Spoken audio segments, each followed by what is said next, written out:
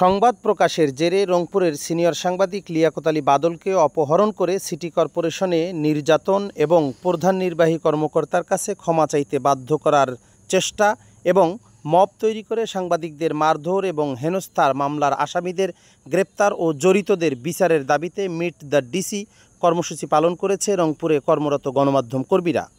সোমবার দুপুরে সম্মিলিত সাংবাদিক সমাজের ব্যানারে ধারাবাহিক কর্মসূচির অংশ হিসাবে জেলা প্রশাসকের কার্যালয়ের সম্মেলন কক্ষে মিট দ্য ডিসি কার্যালয়ে বৈঠক করেন তারা।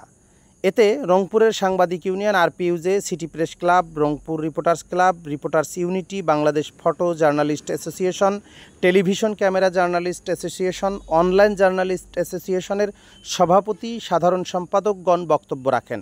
এ সময় তারা বলেন, সুনির্দিষ্ট অভিযোগ ও প্রমাণ উপস্থাপন করে মামলা দেয়া হয়েছে। ঘটনার 9 দিন পার হলেও মাত্র 2 জন আসামিকে গ্রেপ্তার করা হয়েছে।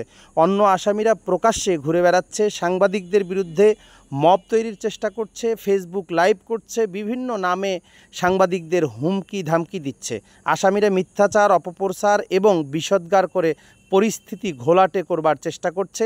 সরকারি চাকুরিবিধি অমান্য করে রংপুর সিটি কর্পোরেশনের কতিপয় কর্মকর্তা কর্মচারী কর্তৃক নাগরিকদের জিম্মি করে নাগরিক সেবা বন্ধ করে দেওয়ার হুমকি দিচ্ছে। ঘটনার তদন্ত কমিটি গঠন করার কোনো খবর নাই। মাত্র 4 জনকে আইওয়াশ বদলি করে দায় সেরেছে রংপুর সিটি কর্পোরেশন। এ সময় সাংবাদিক নেতৃবৃন্দ আগামী 7 অক্টোবর পর্যন্ত ধারাবাহিক কর্মসূচির কথা জানান রংপুর জেলা প্রশাসককে। যে প্রধান আসামি যে বাবুর সাথে তুলে নিয়ে এসেছিল তাকে ধরার জন্য সবাই হচ্ছে এবং যত জায়গা আছে রংপুরের সব জায়গাতে তদন্ত করে খোঁজা হয়েছে। সব ওসিদেরকেও এটা অ্যালার্ট করা আছে, মানে মেট্রো এলাকার বাইরেও এটা অ্যালার্ট করা আছে। তো আসলে তাকে আমাকে মেট্রোপলিটনের পুলিশ কমিশনার মহোদয় যেটা বলেছেন যে তাকে এখন পর্যন্ত পাওয়া যায়নি, পাওয়া গেলে তো অবশ্যই তাকে আইন আসতে নিয়ে আসা হবে সাথে সাথে। এটা একটা বিষয়। আর এই ব্যাপারে সেনাবাহিনীকেও সেনাবাহিনীও একই কথা বলেছে যে তারাও অ্যালার্ট আছে এবং তারাও সিওডি অভিযান চালাচ্ছে। এর মধ্যে শুধু একটু পূজা তদন্ত কমিটির যে বিষয়টা সেটা হচ্ছে যে আপনারা দেখবেন যে আপনারা এই মিটিংয়ে আমরা এই মিটিংটা করতে করতে আমি চলে গেছিলাম। আমি ওই ফাঁকে যে আমি বিআর কমিশনার স্যারের সাথে কথা বলেছি, স্যারের কাছে চলে যে ফয়সাল আমরা যেদিন মিটিং করলাম মঙ্গলবার, তারপরেই আবার বর্তমানে যে নতুন প্রশাসক স্যার এসছেন আস্তফুল ইসলাম স্যার, তার আবার মিটিংটার আগে কিন্তু স্যারকে আবার দায়িত্ব দিয়ে হ্যান্ড ওভার করে দিয়েছে। তার আগের দিনই সোমবারই হ্যান্ড ওভার করে দিয়েছে সিটি কর্পোরেশনের প্রশাসক হিসেবে স্যারের যে ভূমিকাটা ছিল সেটা বলতে পারেন যে এখন আর নাই, কারণ উনি এখন অসুখ নাই।